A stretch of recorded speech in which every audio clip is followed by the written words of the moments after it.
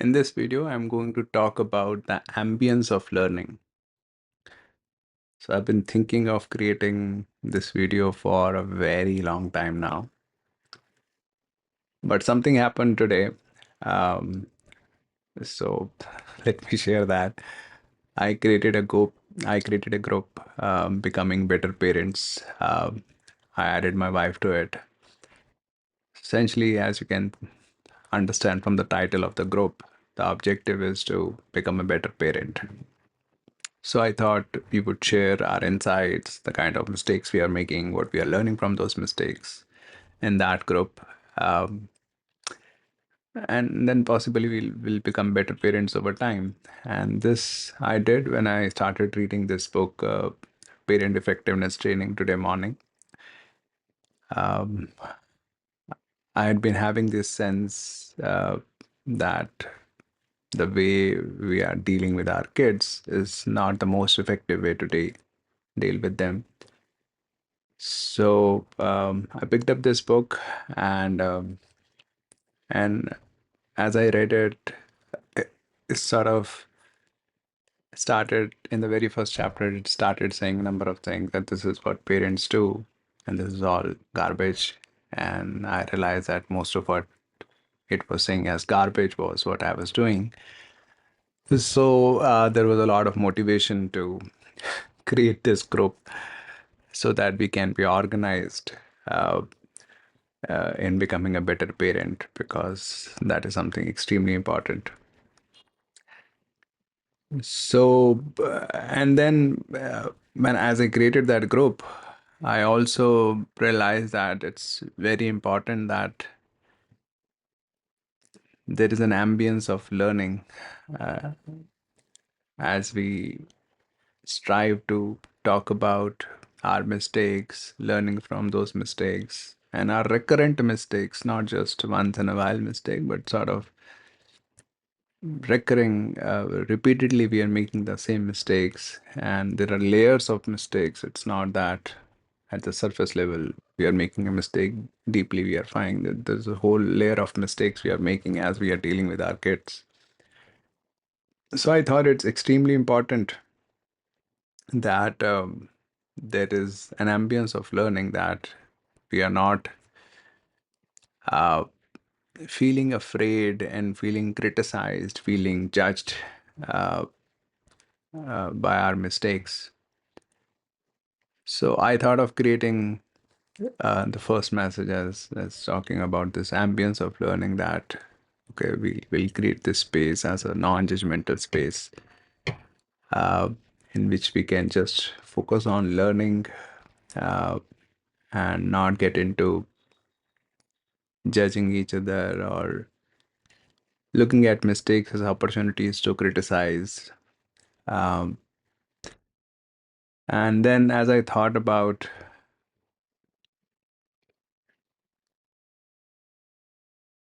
and then as I thought about creating that first message, uh, I remember that I have been thinking of creating this video around this ambience of learning.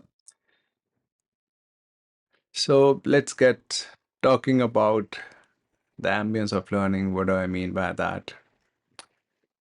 So let's start with a seed, right? A seed needs a particular ambience to be able to become a tree, right? Uh, it needs nutrients, water, in a particular kind of atmosphere. Similarly, right? We we are living here on Earth. We are able to survive here because there is a particular ambience, atmosphere, particular combination of oxygen, nitrogen, and other gases, the kind of temperature and everything. So there is an ambience here which makes our survival possible. So similarly, I have realized that there is an ambience that is needed, that is required for learning to happen. And increasingly, I'm seeing my experience has been limited to GMAT aspirants, but I think what I'm talking about is a very generic, much more broadly applicable thing.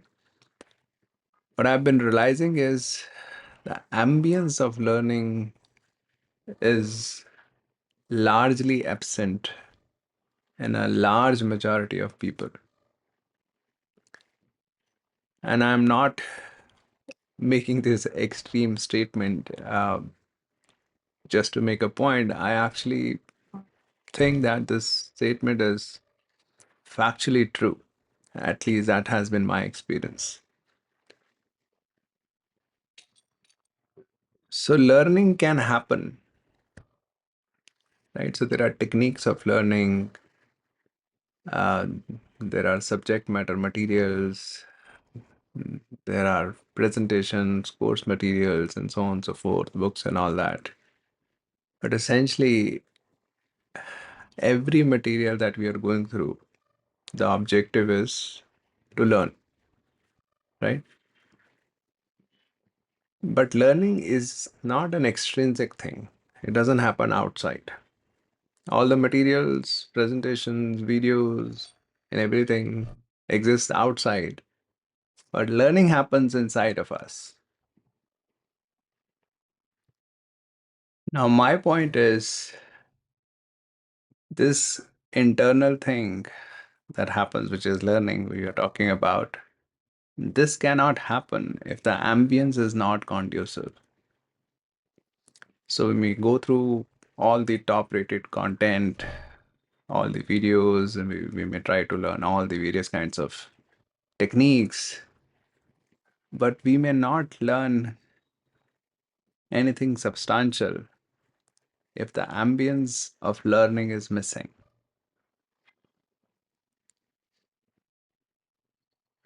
So let me talk about the ambience of learning.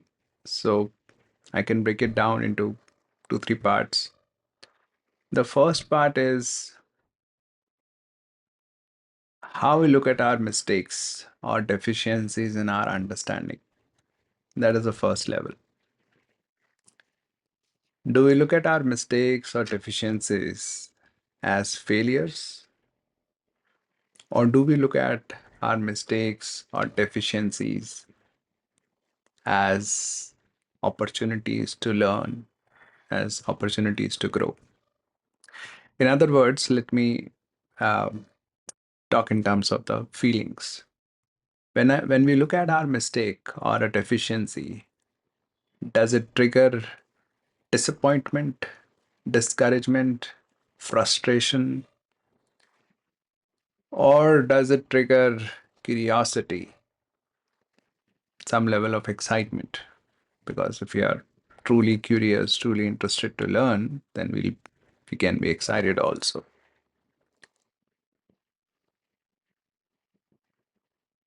Our feelings are a direct implication of our thoughts, and our thoughts are essentially about how we are looking at the situation. So if you look at our mistake or a deficiency in understanding, I'll just call mistakes, and we see them as failures, naturally the feelings will be disappointment, discouragement, frustration, could be those kinds of feelings. Whereas if we look at our mistake as a learning opportunity, as an opportunity to grow, as an opportunity to refine our understanding, then we may become curious or excited or energetic. Whether our energy goes down on seeing our mistake or goes up on seeing a mistake, that is entirely dependent on how we are looking at our mistakes. Do we look at our mistakes as failures, or do we look at our mistakes as learning opportunities? Now, if we are looking at our mistakes as failures, what does that mean? It means that we are in an assessment mindset. We are trying to assess, right? So we are trying to assess, we make a mistake, oh, we have failed, right? So when we are practicing or trying to learn something, if we look at a mistake as a failure, it means that we are in assessment mindset. We are trying to assess ourselves. And a lot of people are in this state of constant assessment. So even though they might have started learning something just a while ago, but as they are doing questions now, they're in that assessment mindset. They're trying to assess, oh, so am I getting everything right? Am I getting everything right fast? Or I'm getting stuck and I'm getting a lot of things wrong. So if I'm getting everything right, I'm getting everything right fast. So there are two components, right? Getting right and getting right fast. Or the other thing is you're taking a lot of time or just getting it wrong. Then you're calling them as failures.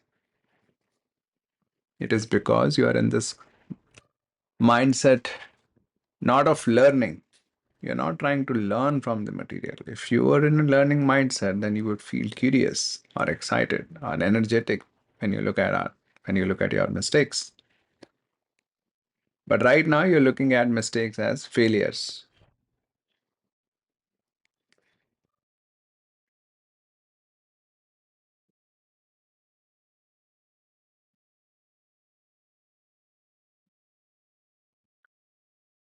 So that means you are in an assessment mindset and that you're constantly trying to assess how am I doing? How am I doing? Perhaps you have not given yourself enough opportunity to learn, to grow to a stage where you can actually arrive at a stage that we're not making mistakes. You have not given yourself that time. Instead, from a very initial stage itself, you're trying to assess. So again, we can ask that question, why do people do that? One is, of course, this whole mindset towards achieving outcomes, right?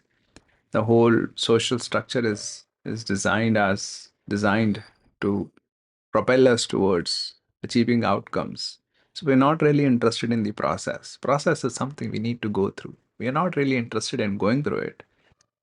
Um, but we have to go through it because we want the outcome. Somehow outcomes cannot be gotten without going through the process. If they could be gotten without going through the process, then we would never go through the process. We are just interested in the outcome.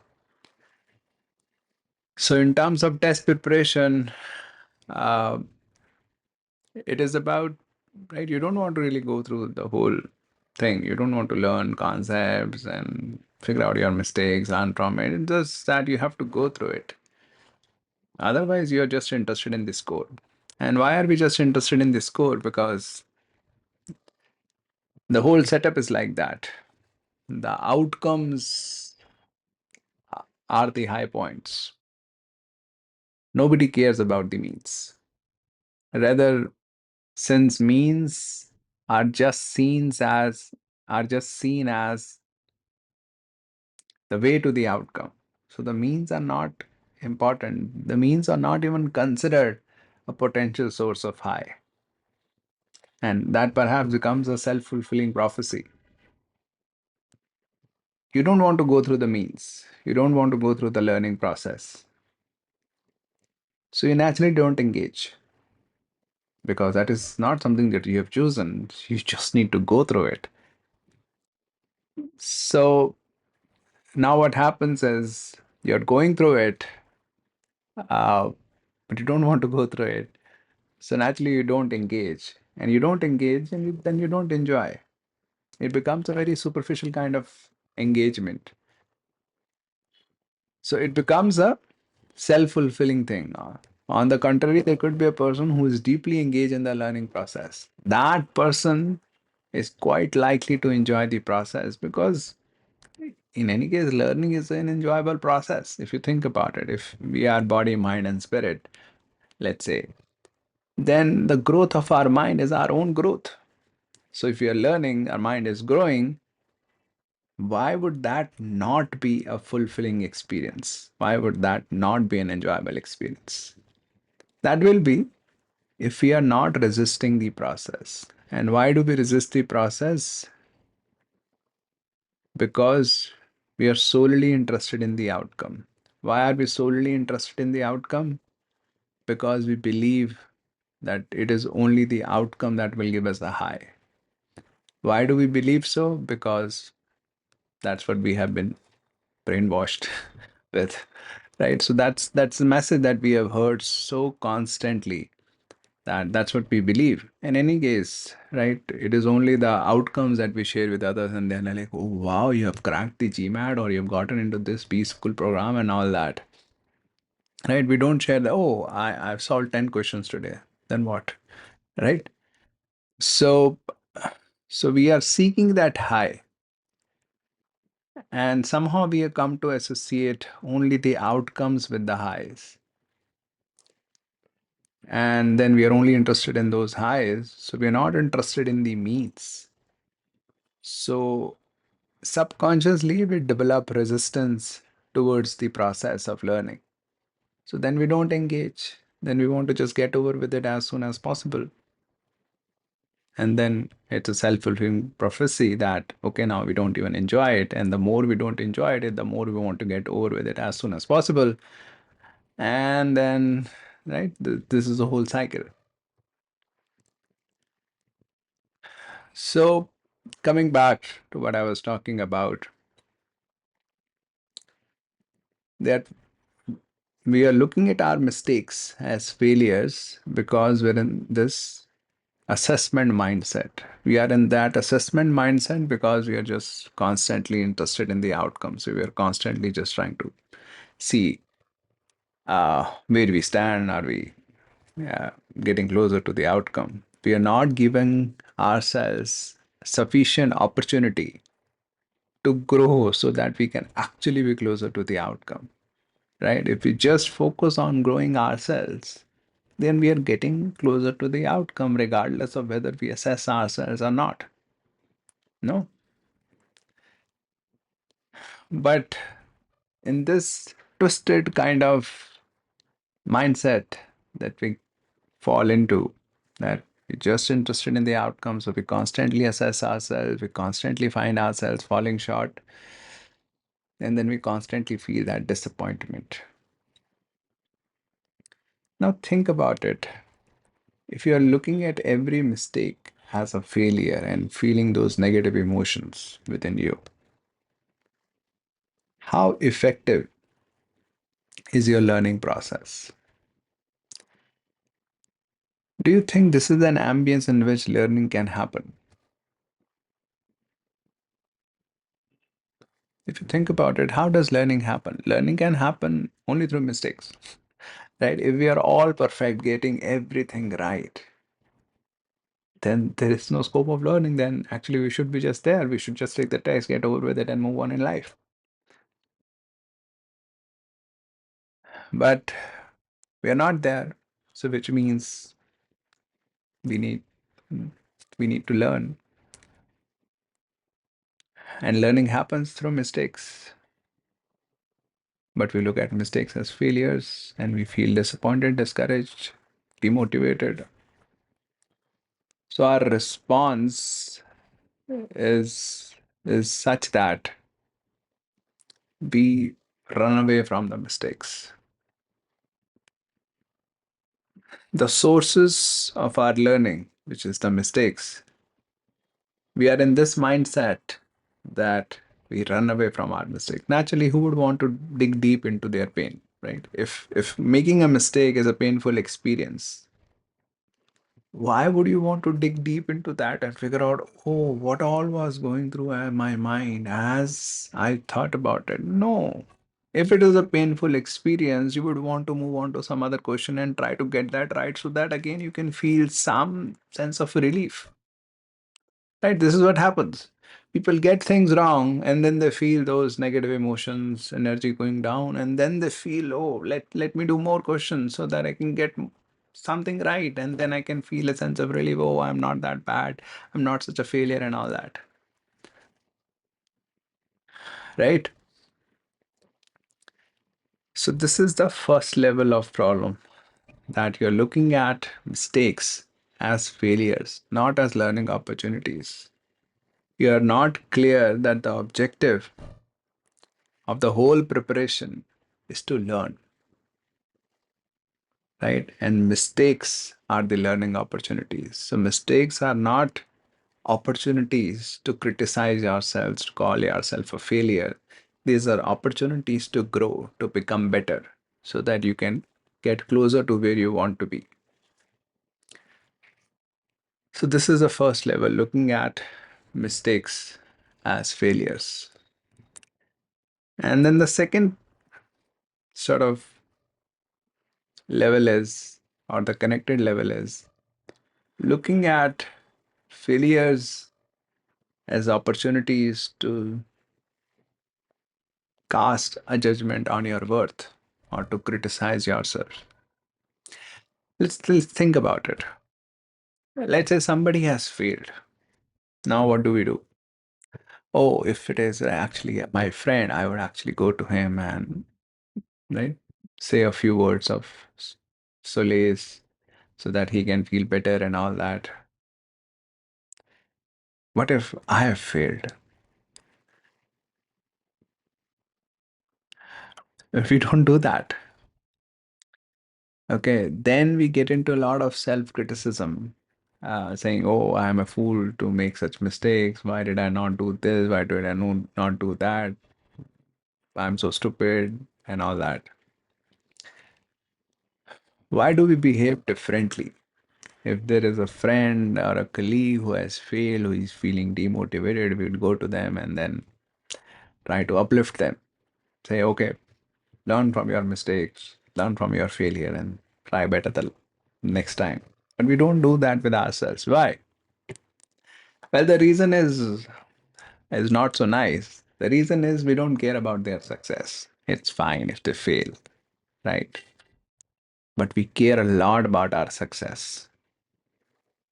We really, really want us to succeed. And why? Because our worth, our deservedness to be loved depends on how much we succeed. So if we fail, our worth is at stake. And it's not a small thing.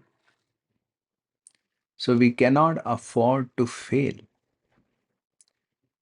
But if we fail, then we get into a lot of panic reaction, which a lot of time is anger directed our own self. Oh, why did I make? Of course, there were some mistakes we made. Everybody makes mistake, and then sometimes you fail. But then you look at those mistakes, those misses, and then you take that as an opportunity to get into self-criticism, maybe at an extreme level, self-hatred. So here we are looking at a failure. So the first level was looking at a mistake and calling it a failure. The second level is looking at a failure and using it as the opportunity to get into self-criticism. Could there be another way to respond to failure? Let's say even if I have failed, can I respond to myself in a different way? Yeah, I think if I have failed, I can also try to handhold myself and try to really look at the event, the situation, and try to learn from it and improve, right? How does anger and self-criticism help? You may think, well, yeah, that doesn't help, but we still do that. Now let's try to understand why we still get into criticism and anger when we fail. Because our deepest belief is this is the way you push yourself. Okay. By criticizing and by directing anger, you push. You do these with people you care. So if let's say your son has failed, then you would do this, get into criticism, get into angry responses. But if it's a colleague or a friend whose success you are not so concerned with, then you won't engage in these two. Then you'll be a nice person. But the reason you are doing these two things is because you have this deep belief within yourself that this is the way to succeed. This is the way to push, and pushing is the way we succeed, right? And I'm not sure whether we have really taken a serious look at whether this belief is correct or not, especially with regards to ourselves. Uh, if we are failing, is it a problem with our intent or is it a problem with our skill? Think about it. If somebody is failing to perform his or her job, the problem could be with his skill or with his intent. Skill problem is quite obvious. The person wants to do the job, but he doesn't have the skill to do it, so he can fail at it, right? Or it could be that the person has the skill but does not have the intent. Okay. So in that case, also that person can fail to do the job, right? Now, if the person does not have the skill, has the intent to do the job, but does not have the skill to do the job, does it really make sense to shout at that person, oh, why are you not doing it, and all that? Or does it make sense to really help that person build the skill? Right? It makes sense to help that person build the skill. If the person does not have the intent, even in that case, we can get into arguments whether shouting at that person still makes sense or not. But at least if the person has the intent and does not have the skill, in that case, I think it makes no sense to really shout at the person, because shouting at the person won't build in him the skills to do the job. So the person will remain wherever he or she is. Now, if we're talking about ourselves, we have failed. Can we fail because of a lack of intent? Oh, well, I did not want myself to succeed. I had the skills to succeed, but I did not have the intent that I succeed. Well, that can never be the case, right? For another person, I may not even have the intent, but for me, it is just not possible that I do not have the right intent. So if I'm failing, the reason has to be about the skills, that I'm not skilled enough to succeed. So the only thing that's going to benefit me is to build my skills so that I can succeed the next time. How would shouting at me or criticizing me help? But that's what we engage in, right? So when we fail, of course, there is a suffering associated with that external circumstance of failure. But there is a lot of suffering within, because we are engaging in a lot of self criticism, self doubt, perhaps self hatred.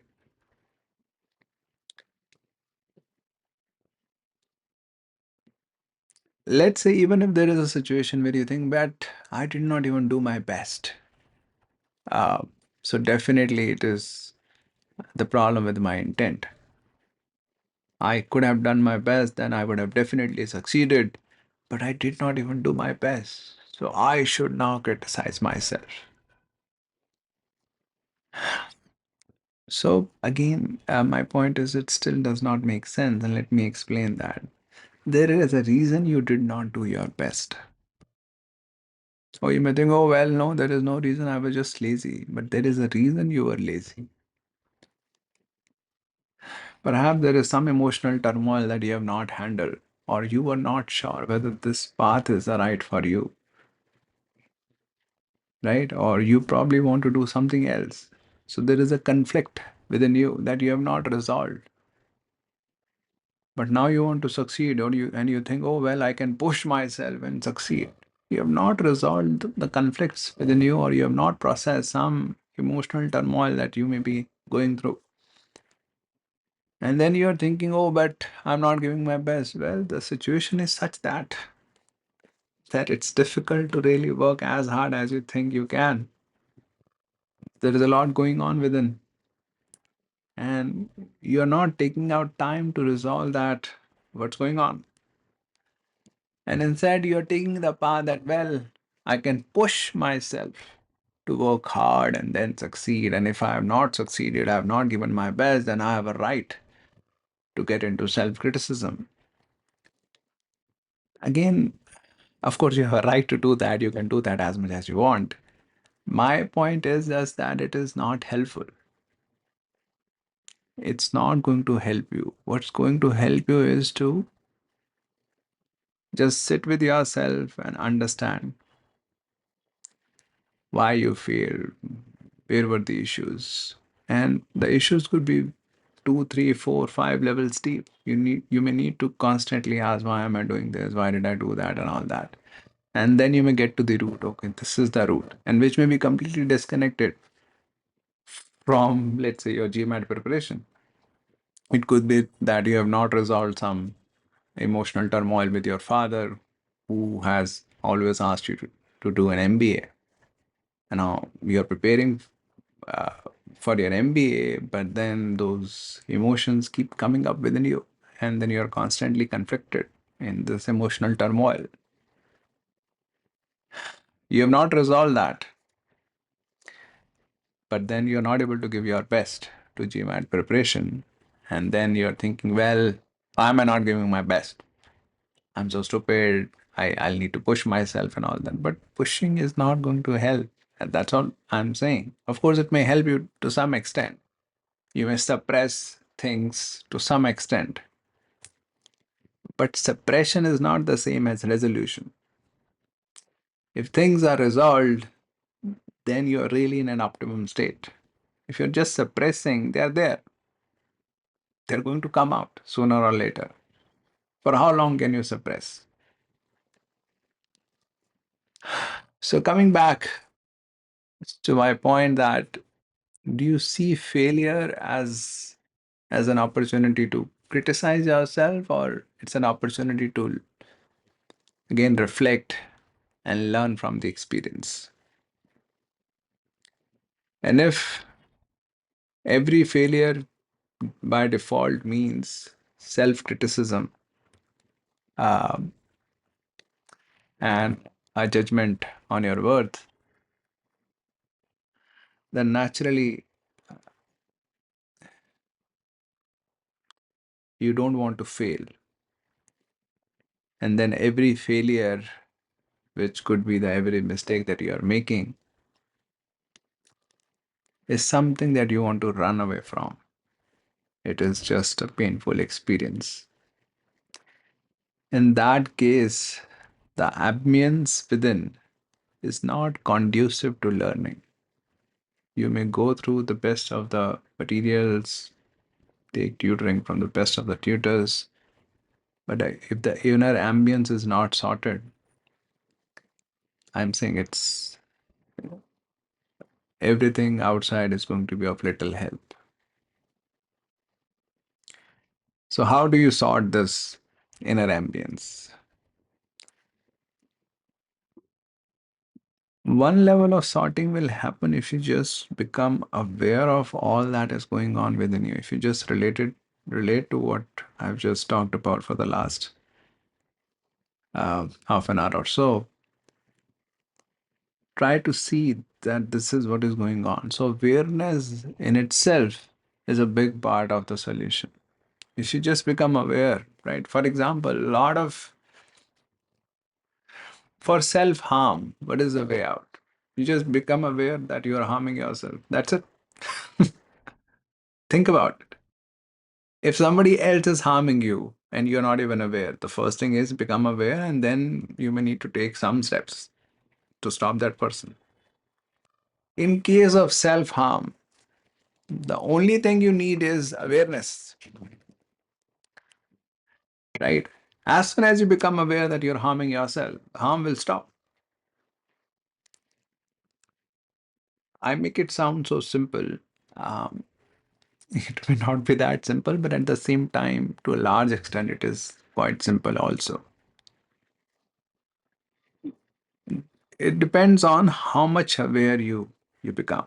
If you become deeply aware that this is all that I'm doing within myself, really, really intensely aware, a lot of it will just fall away.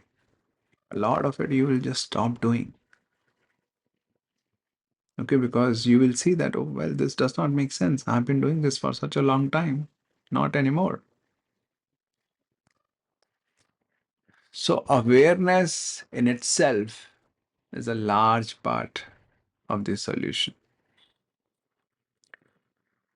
The second part is the association or the company.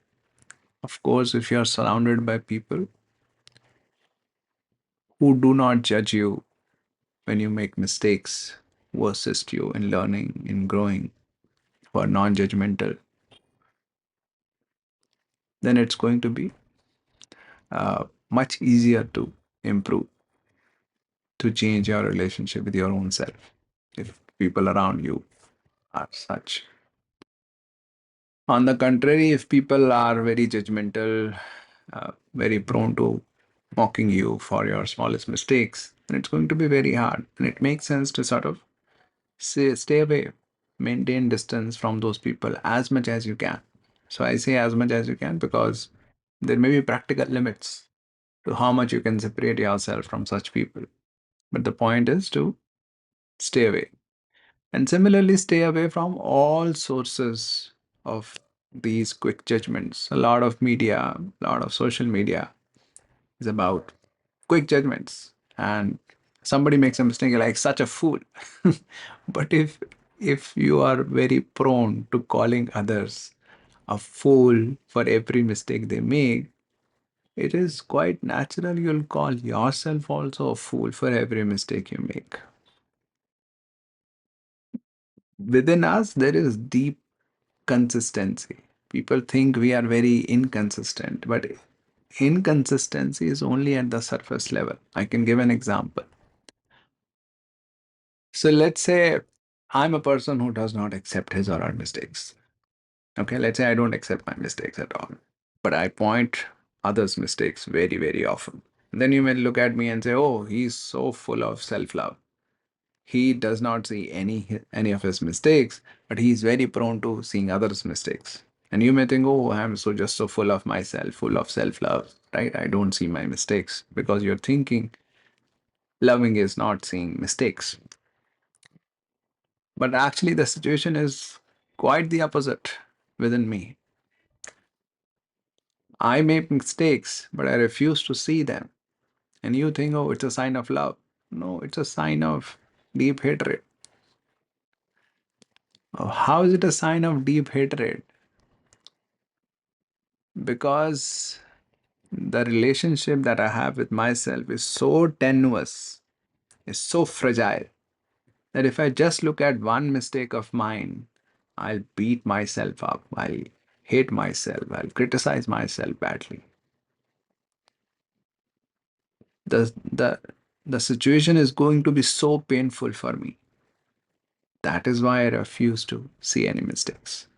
You think that I'm not seeing my mistakes because, oh, I'm so much in love with myself. No, if I'm so much in love with myself, then I would naturally have a propensity to grow, to look at my mistakes and accept. I'll be completely okay with accepting my mistakes because mistakes do not mean that I'm unworthy or I'm bad. These are just opportunities to grow. I'd be just willing to see them as so. But I don't see any of my mistakes is simply that if I see any mistake of mine, I'll beat myself up badly. The relationship that I have with myself is extremely fragile. So that is the reason I cannot accept any mistakes. Whereas I'm very prone to seeing others' mistakes. Because when I look at others' mistakes, essentially it's a way of telling that, oh, they are also bad. I'm bad, but so it's a sort of a constant relief for me because right? I have a very fragile relationship with myself. I'm constantly calling myself bad in some way, right? So as soon as I get to see my one mistake, then I say, oh, hence proved you are so bad. And then calling others bad seems to give me a sense of relief. Oh, others are also bad. I am bad. That's fine. So that's why I constantly see others' mistakes.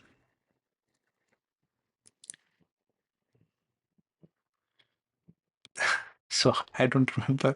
I gave this example um, with regard to what. Um, but yeah, essentially, uh, a lot of times the way we interpret things is not the way things are.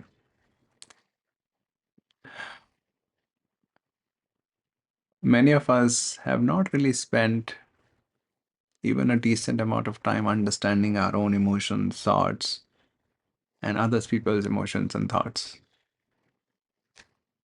right? Rather, today's social setup is quite fantastic in a way that we say that there are emotional fools, people who are driven by emotions, but all of us are driven by emotions. So for me, it's really foolish to call anyone an emotional fool because it comes from this misunderstanding that we are rationally driven. Even if we are rationally driven, the reason we are rationally driven is we are trying to optimize on our happiness, which is an emotion. We want to be rational because we think that rationality is what is going to lead to our welfare, our happiness. Eventually, we are trying to optimize on that emotion. People whom we call emotional fools are essentially people who are driven a lot by their negative emotions and sometimes by their positive emotions. But they are not understanding the complexity of the situation. So they are not emotional fools. They have strong emotions, but they have some other aspect of wisdom that may not be uh, working, or they don't have that piece of wisdom with them. But calling them emotional fool that means that okay, we the ideal scenario is that we are supposed to dissociate ourselves from our emotions, so we become machines, which is what is happening to a lot of people. But that's not a pleasant scenario. Okay, so coming back to our ambience of learning. So yeah, I was talking about that ambience of learning. So the first way to build a conducive ambience of learning is to just become aware of the problem. Awareness itself will solve a large part of the problem. Depends on how intense that awareness is. If it is a very superficial intellectual awareness, it may not help much. But if it is a deep personal realization that this is what is happening, then it has the potential to really shake up the thing and make a large part of the problem go away. The second is association, to associate with those ideas, those people who are non judgmental, and to keep at distance from those people or media or ideas that are very quick to judge. Because there is a deep consistency within us. We are quick to judge others, we'll be quick to judge ourselves also. There may be more ways. Um, Meditation, being centered, doing one thing at a time. These are essentially ways to calm down your mind. Okay, so the more calm you are, the more sensibly or the more you can observe yourself, and then you can see which behavior of mine is helping me and which behavior of mine is not helping me, and then you can choose certain behaviors and change certain other behaviors or thought patterns. So that's what I had to say about this ambience of learning. This is, I did not really prepare bullet points or a script. as might already can guess from the way the video has gone about. Um, uh, Actually, I started writing bullet points, uh, but then I thought, okay, there will be a lot to say, and if I start getting into writing bullet points, I might not end up creating the video, or it might take me a long time before I get to this video. So here we are, created this video almost impromptu. Of course, I have been having these thoughts for a very long time now. I wanted to create this video for a very long time. I hope you get some uh, insights from this video that might help you in becoming a better learner by building a conducive ambience of learning. Thank you, and I look forward to your feedback in the comments. Thank you.